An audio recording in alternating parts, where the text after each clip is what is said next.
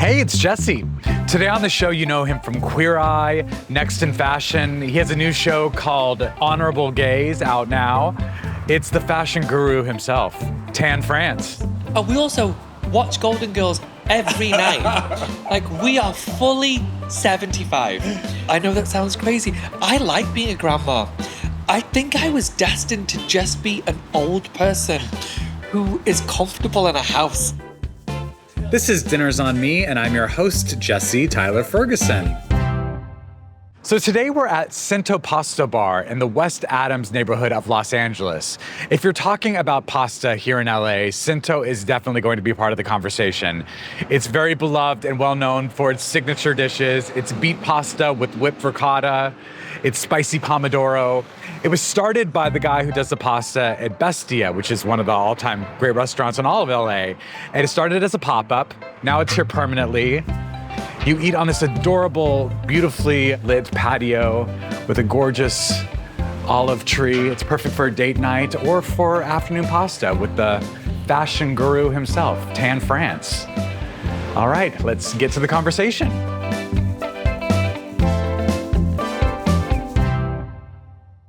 May I? You may. Thank you. Yes, you may. Hi, how you feeling? Honey. You look very nice. Okay, I changed my... I'm so annoyed.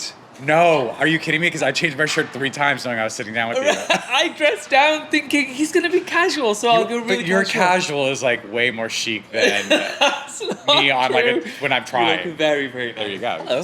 How are you guys? Welcome, Cento Pasta Bar. So I know you guys pre-ordered, so we're gonna start firing some food. We'll start with appetizers, then we'll move on to pastas. What Right. did we get again? I forget. Tell me again. We have the gem Caesar salad. Yes. We have the machi crudo coming. I'm also Right. gonna send the charred octopus with romesco. Do you like octopus? If you don't, we can do something else. I have a full menu available. It's not for everyone. It's not for everyone. I love that dish. It's charred, but I totally get Can I it. be really honest? Well, I'm just going to be really honest. I used to love octopus, And then you saw that show. and then I saw the show. Yeah, you and 1,000 Then I other saw the show. people. Yeah. Yes. Yeah. Okay, I'll work on something else for the starters. Then Something that doesn't traumatize Tan. Would No, That- he might love it. I will only take small bites. Do you I'm have- not a big eater. Did you so- see the documentary about Pharaoh? Yeah, no. I was thinking that's a safe bet. It sounds like it's a 2-minute doc. That's a safe bet. I think we'll do that. And then for pastas, we have the beet spaghetti coming, the spicy pomodoro with whipped ricotta, basil oil. That's everyone's favorite pasta here. Right. And I'm gonna send the sweet corn agnolotti, so you guys get to try it. It's my favorite pasta on the menu. I really want you guys to Right. try it. And then Yeah. we'll just do a bunch of desserts. Wonderful. Perfect. Cool. Thank you so much. Do you want something to drink or? No, water's perfect. Water's Thank you. good? Yeah. Yeah. Okay. Okay. Do you have a non-alcoholic? I have a option? non-alcoholic Gia Revolve, so it's Gia with raspberries, yuzu, and a little ginger beer. It's refreshing. Actually, that sounds gorgeous. Yeah. I'll I'll do with have that. those. Perfect. Yeah, We'll do thank that. you. I'll take the menus away from you guys, and we'll get going. Thank Cheers, you. you guys. Appreciate it. Do you Thank not you. drink it just because it's? I know we're saying it's dinner. We're lying. It's lunch. Do you not drink in the daytime? I stopped drinking a few years ago. Ah, okay, Like a okay. year and a half after kids. Yeah. Wait, aren't your kids much older than mine? Aren't yours like 7, 8? Am I wrong? No. Okay, okay. I have one's gonna be 4 in November, Oh. and the other one's gonna be 6 in July. Oh, okay, yours are a little older than mine. I've got an almost 5, almost 3. Okay, so you're right behind me. Yeah. You're a good cook, right? I love to cook, but they don't like Indian food. There's only one Indian dish that they will appreciate. But other than that, What they is will. it? It's called dal, which is Oh, yeah, this. I know dal. Oh, Yeah, okay, yeah, great. yeah. Do you like Indian Yeah, I food? did like a creamy lentil. Yeah, exactly. My favorite food, and it's like the most basic food for South Asian. Everyone has it most days, and then you'll have something fancy, but that's your quick thing to make. They love that. Other than that, they won't handle spice, which my family is so offended by my kids. Are like, why won't they have spice? Even if I just put pepper in something, my Yeah. eldest is like so spicy. I'm like, Yeah. it's pepper. No. How's that possible? So yeah, food is difficult, but they do eat amazingly well. Like they will have. And I hate when parents do this because it's suggesting that others aren't doing a good job. That's not what I'm saying. It's just right now, thank God my kids are doing well. They will eat. They love broccoli. They love peas. They have Tan, fruit. if my kids were eating that, I'd be bragging so I'm much. so- You I'm absolutely so should be happy. bragging. I'm so happy. No, They that- don't really know what candy is. They've never Oh. heard of it. That's good. I know. What do you do? Do you do Halloween? They do Halloween. They don't know that the thing that they're getting is something that they can consume. Wow. How did you They just keep think it's that a from fun- them? I don't know. We just never explained it to them. And so they know they're getting candy, but they don't know what it is. Do you like candy? Does your husband like I'm candy? obsessed. Here we have my Yeah, me too. chiquito, coconut that's so milk, pretty. lemongrass, a little pear on top. And this is Thank the you. gem Thank Caesar you. with homemade breadcrumb. This is the faro salad. Oh, that's great. Thank you. Dill crumb fresh, a little bit of eggplant, and Gorgeous. then fruits. Thank you. so much. Thank you. So I go to, and I'm going next week as well. So I go to England every 3 or 4 months. Yeah. And I will go with one full suitcase, one completely empty suitcase, and I'm talking about a Okay. large suitcase. Then I'll go to a place called Tesco. Do you know England? I know very well? Tesco. Okay. Yeah. So go to Tesco, and I will make sure that my suitcase is full, and I mean fully full. And then that I will consume for the next 2 months. I Of know, candy. Yeah, I know that I'm going to die of diabetes. I know for a No. fact, but I don't need real food. I said it when he was taking our order. I'm just going to pick at things.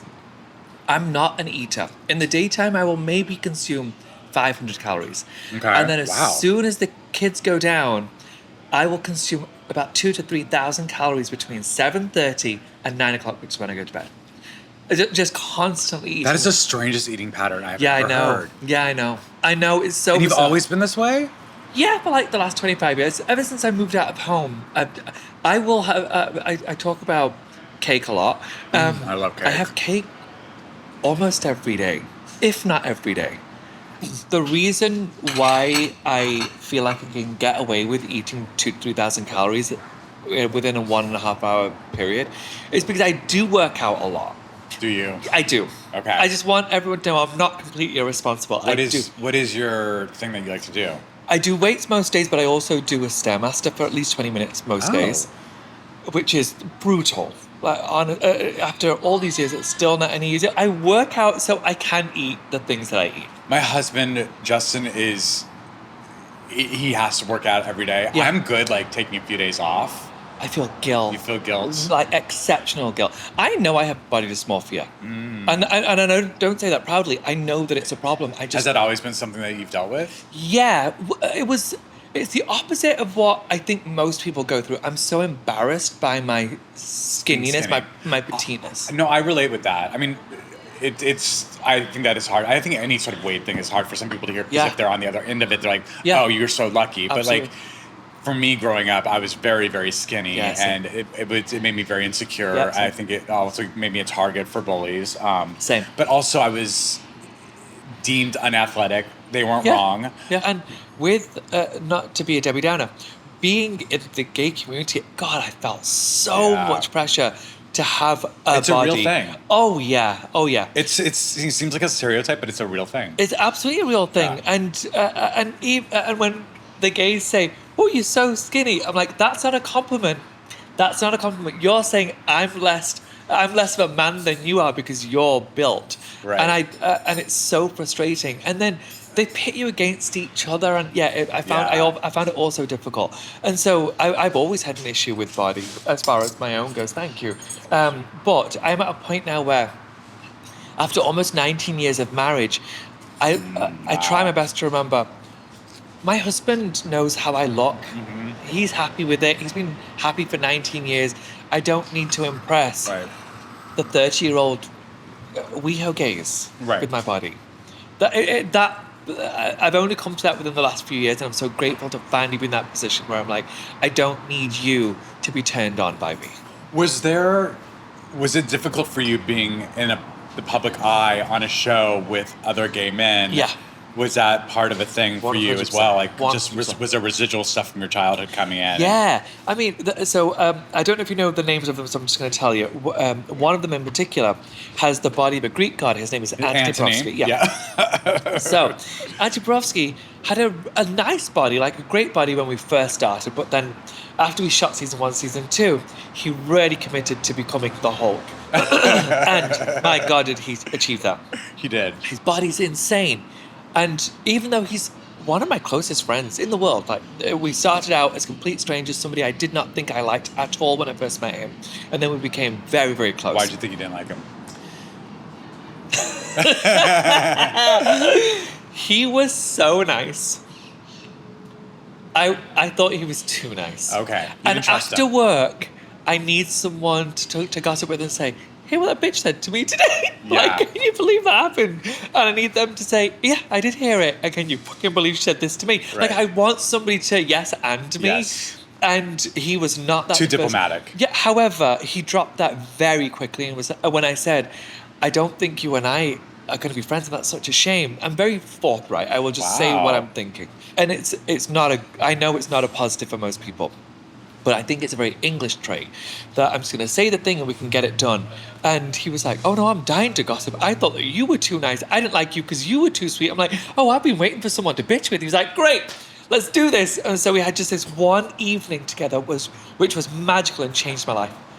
And you like caught up and like did all the bitching that you needed to do. Yeah. It was like 2.5, 3 weeks into Queer Eye, and I was like, "Oh, thank God, I just needed someone to talk to," because I was really struggling with Right. being on TV or being on camera. I didn't know what to do with it, and then I had this person that was there who was the only one who was similar to me. He didn't drink, he didn't go out at night. The others were all partiers, and so I was like, I've got no one. And then I have this guy who's not willing to do real. So I was really struggling, and then thankfully he talked. I'm glad you had yeah, that I'm moment. so grateful. And,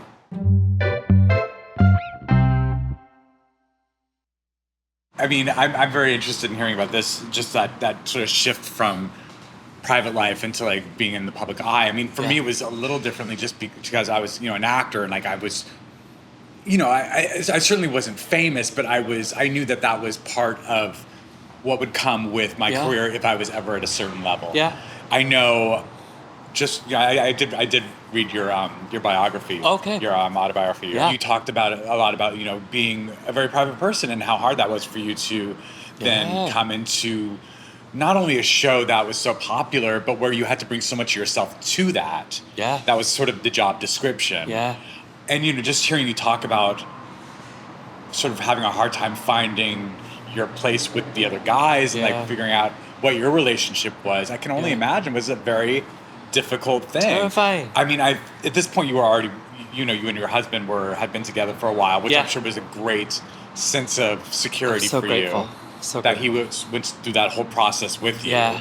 I met Justin at the beginning of Modern Family, so also in a way, So I mean, nice. it was very nice to have him go through that with me. But we were just getting to know one another as that was starting. I mean, to have someone that you already established, that must have been very helpful. Yeah. Because at that point we'd been together for I think like 9 years, so we knew each other so well. And I don't know what your relationship is like with your partner. How long has it been? 15 years? We got married in 2013. Okay. Yeah. Within the first couple of years, we'd ironed out all of our weird shit, and I knew him, he knew me, so we knew how we were going to argue and solve a problem.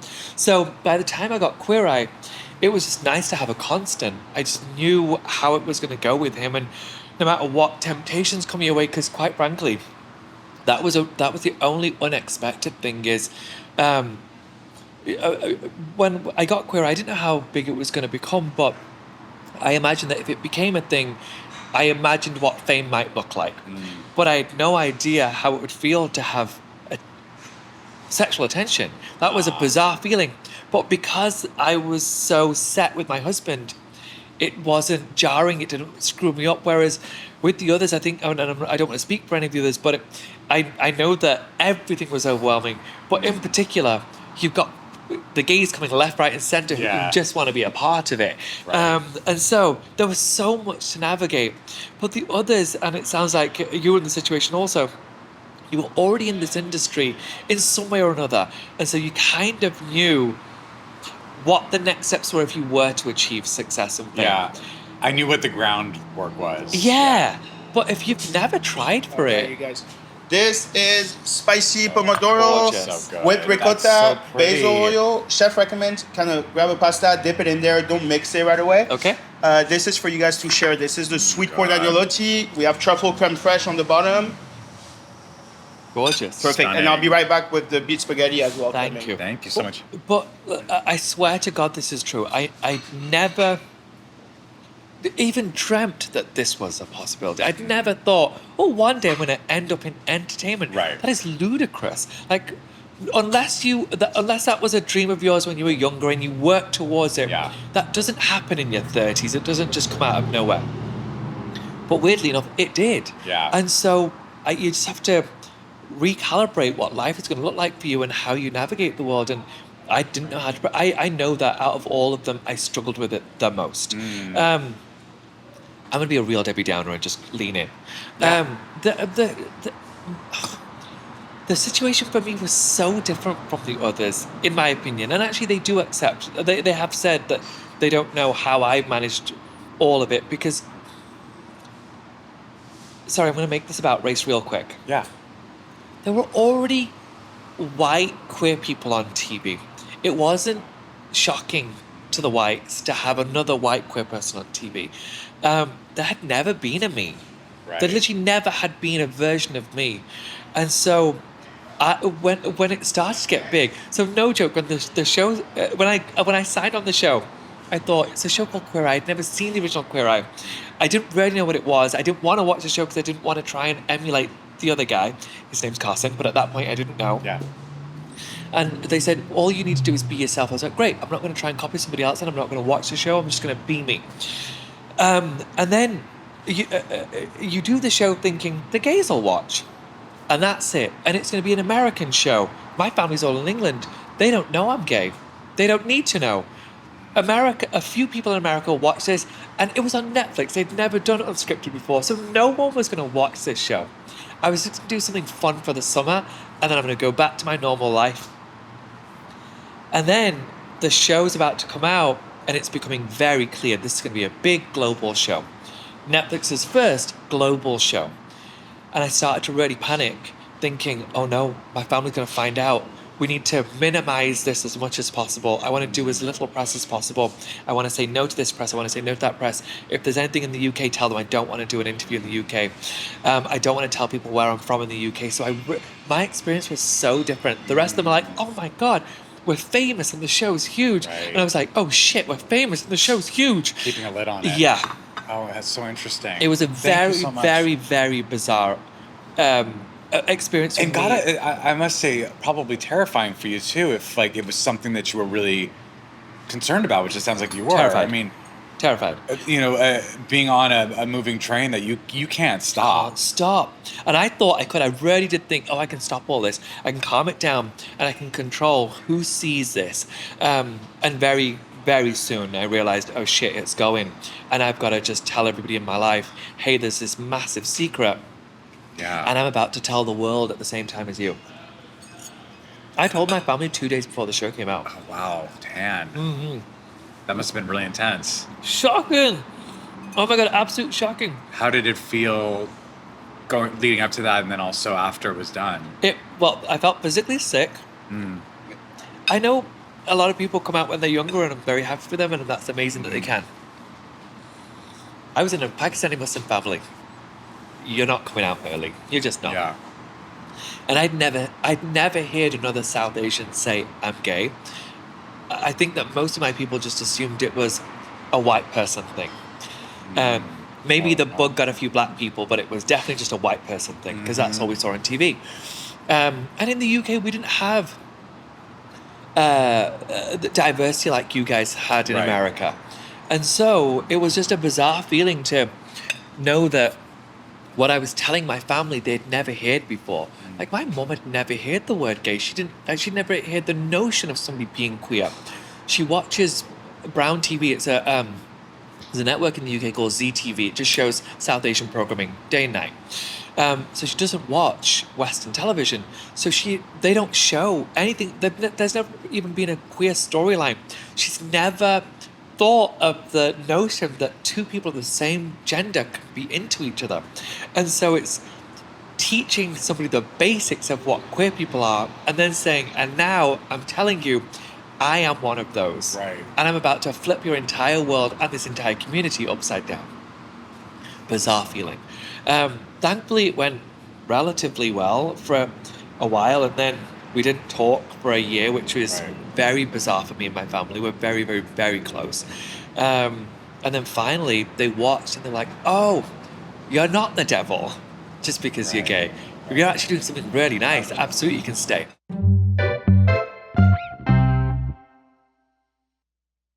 How's everything tasting?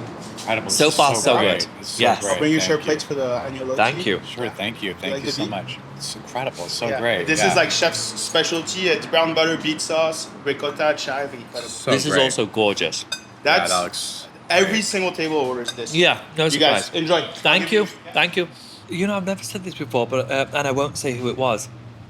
But during filming of that first season, somebody on the cast was quite frustrated with me when they found out that I wasn't out to my family, saying, "Well, basically, you're kind of a traitor to us on Interesting. the show." If you're not out, like, how can you be on Queer Eye Right. and not be singing it from the rooftops? And we got into a heated argument, and I was saying, you have no idea what my experience is Yeah. as a queer Muslim, a queer brown person, a queer immigrant. Like, it's all well and good you saying this, but you will never understand what it's like as a person of color trying to come out when you've had nobody ever say those words in your community before. And so, yeah, I was navigating something so different to everybody else at the time, so it felt really heavy. But once my family accepted it and understood it, and now, God, they're a huge part of my life. They love my husband, they love my kids. We are so close again. I'm so happy to hear that. So happy. Also, I don't know if anyone warned you, I do swear a shocking amount. I'm trying really hard not to. I thought you didn't swear. I thought that was like a thing. No, on Queer Eye, what really drove me crazy, and I had a conversation about this with the executive producers the first week. I kept saying cunt on camera because cunt is a really common Cunt. word. Yeah, Yeah. really common swear word, or just I know so many people that's their favorite swear word. it's my favorite, but I don't even see it as a swear word. Olivia Colman, she loves cunt. Yeah, I know she loves it. Most Brits do. And In so- America, it's a little like aggressive. Oh, it's shocking here. And so I had used it so often, and then finally they called me for a meeting and said you've got to stop saying cunt on set. And I was like, wait, why? What's the problem? And they were like, look, Americans find it so shocking and so jarring, you can't do it anymore. And then they edited all my swears out of the show. And so the audience thought that I was just this classy Brit. Oh, interesting. And I tried at every turn to explain to the audience, what you see of me on Queer Eye is almost who I am, but I am disgusting. Like, I am so vulgar. You just, and not in a sexual way. I don't like when people tell me their ins and outs of their sex lives. Right. I find it very uncomfortable. But I swear a shocking amount. But you don't usually see it on TV. But anything I do that's not on Netflix, you see a Well, I was real just saying because version. I watched Honorable Gaze, which is your new Oh, show. thanks, yeah. And I love the premise of it. I love that you go deep into like these Reddit threads. Am I an I love asshole? it so much, threads. yeah. And you know, you are definitely a more uncensored version of yourself, 100%. for sure. Yeah. Like anyone who knows your work on Queer Eye. Yeah. They're going to find familiarity in that, but they're going to be like, oh, there's the reins are off. Yeah. Yes. So on Honorable Gaze, first off, it's my favorite thing that I do right now. I absolutely love it so much. It seems easy, too. It is so nice and easy. We do a couple of days. We shot 8 episodes. It's me and... Have you ever seen Rob Anderson before on Instagram? I follow him on Instagram. Okay. He's so funny. Love Rob Anderson. And then Eric Cedeno. I actually started looking at Eric's work way before Rob's. I found Rob like a year ago. Eric I've known for like 3 years, but not personally, just online. Mm-hmm. I thought he was so funny. He has this wig that has a whole life of its own. He's just very... I love a young queer content creator who's really got a point of view, and he's got a real strong point of view. And so I asked them to both join me on this show, and just getting to do no real prep. It's just, I'm going to read a story to you, and you just give me your honest opinion of what you're hearing. Dream. And we just giggle about how ridiculous this story is. It's so fun. Yeah. And then I was like, no, I want it to be animated as well, because I want to pump up the ludicrousness of what this is. I love it. I love that show so much. It's really fun. Thank you. And, Thanks. it makes me want to, absolutely go into these Reddit threads. And I mean, I can't believe some of these stories They are that you're wild. reading. I know. A lot of them are tame. We got a lot more that are. Who does your much more research senseless. for you? Funnily enough, my 2 assistants found all the stories for me. They mean- slopped through Reddit threads for like 6 months to get the ones that we could God.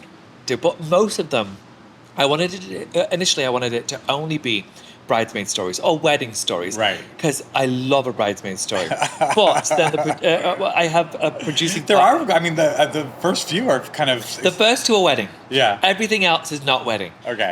And even that I had to fight for. I was like, no, I think that the audience is going to love these wedding stories. And they did. I love a wedding story. Every wedding I've ever been a part of, it's a shit show. Is it? Absolute shit. There's some drama that goes down and someone's going to fight at the end of it. And I will never understand why. I had such a simple wedding. Tell me about your wedding. My wedding was, we did it twice. Okay. Once in England, then we had to do it in America for a green card.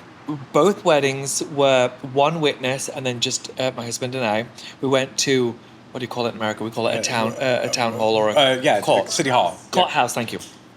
So, went to the courthouse. It was just us, exactly what I wanted. And then when we did the American version, we had a reception dinner like a week later in Salt Lake. We got married in New York, then went back to Salt Lake, which is where we live, and then we had our friends and family. There were 44 of them. So it was legal in New York when you got married? It was, yeah. Okay. So did you get married in 2013 as well? 14 so right after, in America, yeah. So it was legal in 13, I think. Yeah. And I always wanted something small. Look, no shade to anyone who wants a big wedding. You save so much money. You save so much money. Yeah. But not just that. I don't want that much stress Attention. for a celebration. Also, I yeah, get the it. attention. Yeah. I just want it to be... I find a private wedding so romantic because I don't need to prove it to anybody else. I don't need to worry about whether you're all having a nice time. I just want to make sure my husband's having a nice time. Yeah. Are you having a lovely day? And this is just you and I. Yeah. And so... I had a lovely time. The dinner was lovely with friends. It was literally just a dinner. I told everyone it's 2.5 hours. We'll be done after 2.5 hours, and then just me and Rob are going to go on a trip. It was exactly what I wanted. That's perfect. Can I tell you a ridiculous story about clothes on my wedding? Yes, so, please. My first wedding to Rob, it was, oh God, I don't know, dates, let's say 2010-ish. I'm sure someone will find it online and call me out and say I'm lying. But let's say 2010. We were going to a courthouse. We had decided 6 months in advance that we were going to get married. I am the full type A person. This will come as no surprise, I'm sure. Fully type A. My husband's fully type B. I know everything that's happening. I know every password for everything. I have a shopping list that is meticulous, and I know exactly what brand I want of that thing. Right. Yeah, absolute fucking nightmare. I know. But at least I you always appreciate know. it, listen. At least you always know shit's getting handled. So I got, first off, I got our rings. I wanted Pakistani gold rings. I was in England, my husband was in America, or at that point it was my fiance, was in America. And I was like, get your finger measured and just send me the information. It has a letter. Great. He came back with a letter that I knew was physically impossible. I'm like, I'd been with you a year. I would notice if you had gigantic fucking hands. You don't. You're my height. You're my size. Like, I'm telling you, that's what your size was. Like, I guarantee you. I've had it looked at. This is it. This is for sure the size. I was like, okay, I will get you that. It's going to cost 3 times my ring. And I'm positive you These wear are so big. Yes. And I'm positive you wear my ring size. But okay, if you're saying you're that, you're that. Got the ring. He came to England before we tried on suits or whatever. I said, okay, here's your ring. Do you want to try it on? Massive. Yeah. Like, absolutely. Like, it was as if he had. Like a hula hoop around his neck. Exactly. I was literally about to say a hula hoop around his fucking finger. So we managed to get it compressed. No big deal. Then it was time to get our suits. I said, you get your suit, I'll get my suit. Even though I do this for a living, I want you to choose your own. I don't want to, I want you to feel like yourself on the wedding. Chose a suit. Online, I chose my suit. My suit arrived, tried it on, made sure it was fitted to perfection. We had no like great money. It wasn't an expensive suit, but it was a decent suit. Once you tailor it, it should fit perfectly. Yeah. He got his suit. I didn't manage his suit. I thought, I'm not going to try and manage the situation. I want him to have a fun experience, and you don't need Tan France ruining a situation with management. I'm so nervous. Wedding day came. Both were getting ready for the wedding. He put his clothes on. It was fucking hideous. He hadn't even taken it out of the box. That's how loosey-goosey he is. So he put the suit on and I looked at him and I was obviously very nice. I was like, no, you look lovely. You look absolutely lovely. Thinking, what the fuck have you got on? And he was it like boxy and really boxy, ill-fitting. The no collar tailoring. wasn't right. No tailoring. Clothes weren't right for his skin. And I could tell that he was feeling really shitty about it. He was like, your suit's amazing. I can't believe that mine's... Like, it puddling around his shoes, his trousers for so long. And I was like, you wear my suit. Wear my suit, I'll wear your suit. It's fine, I'll make it work. So he looked fucking fantastic on our wedding. Oh my God, I thought he looked amazing. And then in all the pictures, I'm stood there looking like a 2-year-old in my father's suit. Oh yeah. There are no pictures. All pictures had to be burned. No, you have to find some. There's literally no... I mean, it was 2010 where we Or had... like binder clips or anything No, like that? we just had like a disposable camera. We had a friend there. We're like, let's take pictures with a disposable camera. And then I don't even think we ever really printed it. Like those pictures, I was like, I never want to see pictures of this wedding. That is so funny. I looked absolutely Also, I shocking. can't believe he's like, sure, I'll wear your suit. Do you know, I really insisted. I wanted him to feel God. beautiful. We're about to move. Okay. I'm just going to talk about this because it's really upsetting me. Okay. We're moving. So. You're staying in Salt Lake City? No. Oh. That's what's really upsetting me. Oh. We're going through a midlife crisis. We designed and had built our dream home in Salt Lake. And I really wanted to design a house that was a hybrid between a British and South Asian, Indian, Pakistani house. We worked on it for 3 years. I've been saying for years, this is the home that I will build and live in for the rest of my life. I will die in this house. I will never move again. 3 years in, we're going through a midlife fucking crisis. And my husband has made it very clear, and he's not wrong. We live like retired people in a very weird bubble. We live in a gated community. We have everything we need within our community, and then we take our kid to school outside the community. But other than taking them out to school, we don't leave that bubble. Okay. We never need to.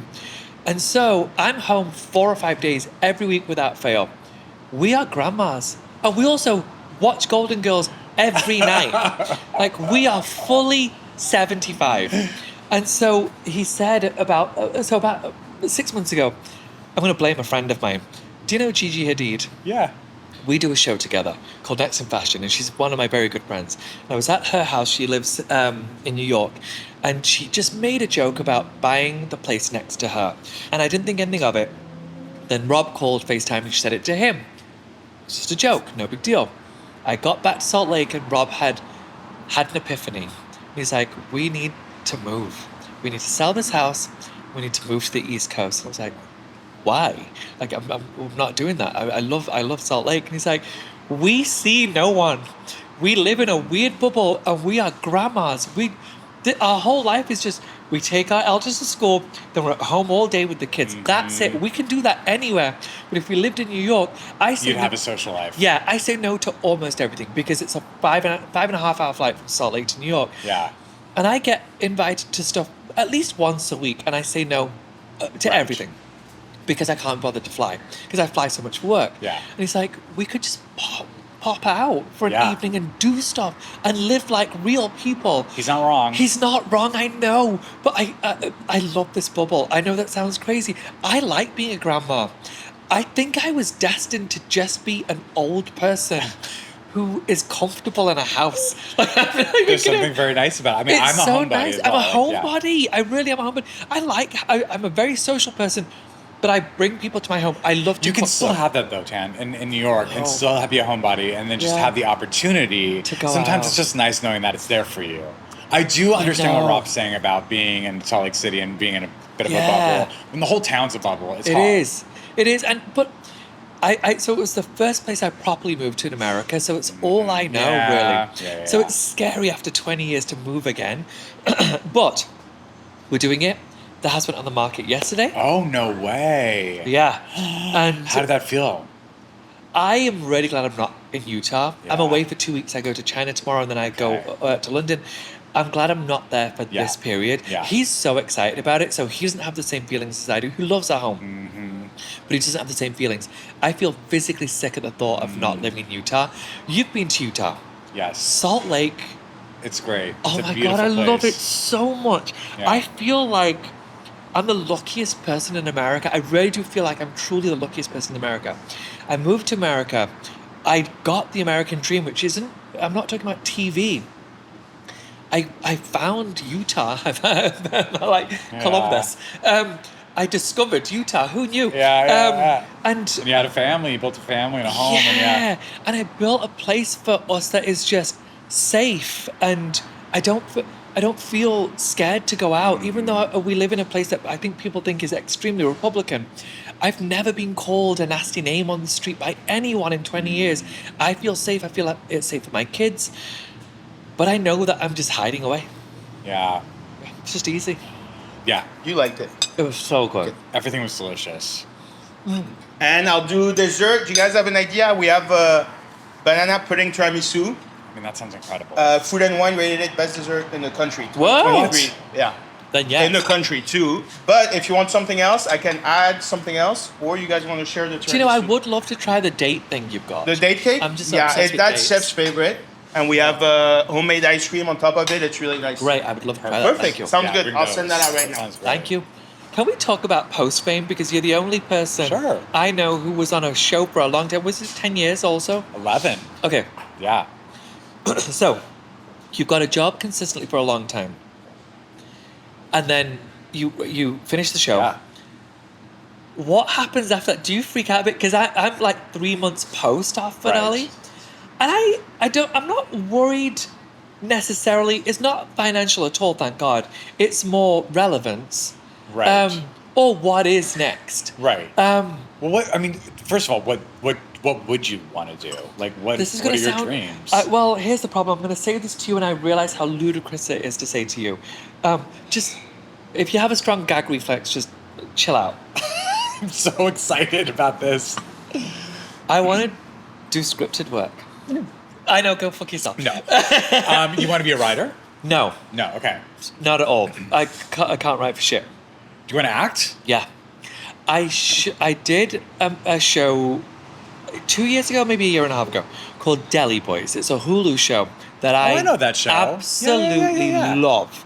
And I auditioned for a part in it, and I got it when I couldn't believe it. And I play a very violent gangster who's got a different accent to mine, and he's straight. And so I don't play myself. And I had the best week of my adult life. No joke, the best week of my adult life. But I mean, obviously, setting aside kids and husband, all that kind of Right. shit. Like, as far as career goes, I've never felt what I felt that week. Then I went and did the second season. It comes out on May 28th. That wasn't meant to be a plug, but it comes out in a couple of weeks. Yeah. Season 2, and I got to do it again. Had the best time. I shot a movie, a part in a movie. And so now I've done 3. And I have never loved work more than when I'm on a scripted Well, I set. love that. I love it so much. Well, I mean, first of all, it sounds like you are doing it. doing it. Yeah. I mean, you're literally doing it. So that's great. And like, you're even to get 2 different opportunities. Yeah. You know, that shows that you have. Thank you.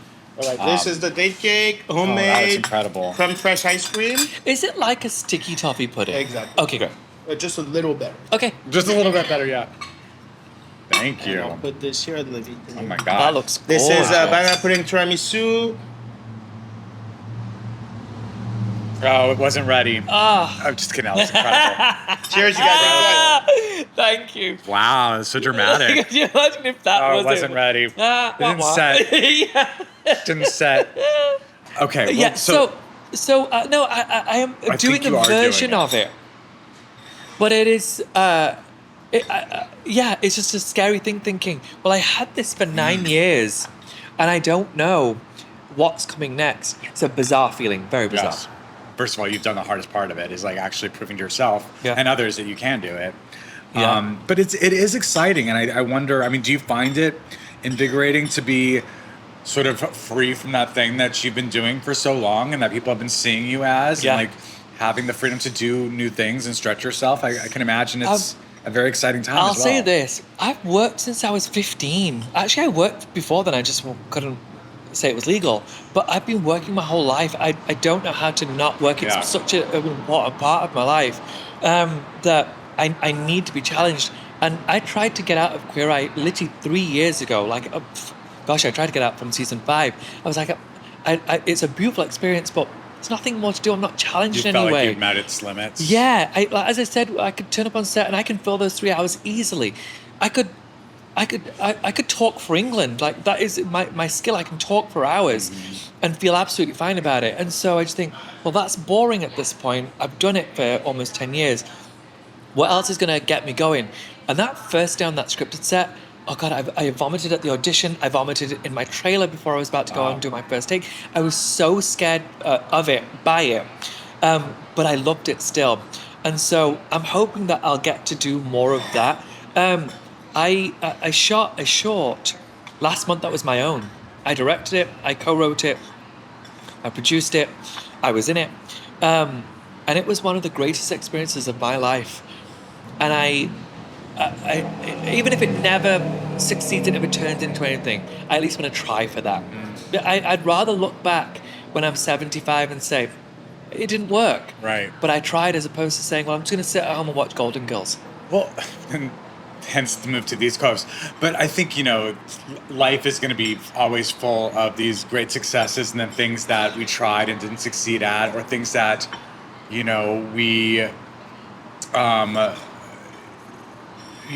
were presented to us that we maybe didn't feel was right for us. I think the only regrets I have are things that I wish I had done that I decided not to do. Yeah. I think, you're going to have different varying degrees of success for any of your career choices. Yeah. And it's, but to get to the end or get to a point where you're like, oh, it's too late for me to do this thing that I wish I had done, is where regret sets in. Actually, I will say, age does scare me. Being in my 40s in this industry does scare the shit out of me. Yeah. But I'm trying to set that to the back of my mind and not make that. Well, you have to. I mean, it is what it is. There's nothing I can do about it. And you have great skin. Thank you. Do you know what's so lame? Skincare is so important to me, and I wish it meant less. But I don't wear makeup on TV. I don't wear makeup in general. Right. And so I'm really particular about skincare. Wait, I read something in your book, and I want to know if you still do it. There's a face mask 100%. that is just yogurt and green tea leaves. Do you still do this? I've been doing it since I was 17. Yeah, and I do think it's the reason why I've got good before I go home, I'm picking up some 2% fat yogurt and some green tea, and I'm going to try this tonight. I swear to God, it's going to change your life. I know that sounds so dramatic. You seep the tea? Yep. So, okay, I'm going to tell you what it is real quick. So, I'm not sponsored by these brands in any way. It's just the easiest way to communicate what it is. Okay. So, that fire yogurt that's Greek yogurt, it just needs to be really thick. Really thick, yeah. So, or whatever equivalent you can find of that yogurt that's really thick. 1 green tea bag. If you've got loose tea, great, but I don't know how to measure that. So 1 green tea bag, steep that in boiling water for like a minute, just so it softens up the leaves. Open up that tea bag. The contents of the tea bag mix into your yogurt and leave that for like 20 minutes, half an hour. I always have it in my fridge, so it's been in there for weeks. Okay. So give that a mix, leave it for at least 20 minutes, half an hour, then put that on your face as if you are Robin Williams in Mrs. Doubtfire. Like, yes. You know exactly what I'm talking about. Like, it's a thick. Yeah. That goes on your face. You leave that on for, okay, you're a very white man. So give yourself 2 to 3 minutes. Oh. I give myself 12 to 15 because I've been doing it for so long. But white skin can't handle it. Even my husband couldn't handle it. He's very, very pale. Okay. And the first time he used it, he thought his skin was burning. And it was very red afterwards because he kept it on the full 10 minutes. You've got to kind of, do you use retinol? I don't. So retinol is a thing that is amazing for everyone. Get on that. And you have to build up a tolerance. Right. And it's the same with Greek yogurt. I don't know what it is about the yogurt, but it really does affect white people's skin. Okay. And so 2 to 3 minutes the first time just to test it. And then go up a minute or so every time you do it until you get to 10 minutes. Then you scrape it off, wash, moisturize, do your normal routine. It is going to change your skin. It got rid of my acne as a teen. I get maybe a zit once every 2 to 3 years now. And it means that I don't need to wear makeup. Yeah, you do have great skin. Thanks. I mean, if you're telling me to try it, I'm going to try it. They say it's a secret to a long life. Boom. Watch me die at 60. We can end on that. This episode of Dinner's on Me was recorded at Cento Pasta Bar in West Adams, Los Angeles. Next week on the show, you know him as a chef, restaurateur, and television personality behind Top Chef and beloved LA restaurants Gwen and Maud. It's Curtis Stone. We'll talk about raising adventurous and not so adventurous eaters, the lessons he learned running restaurants through the pandemic, and the simple secret to being a restaurant guest everyone loves.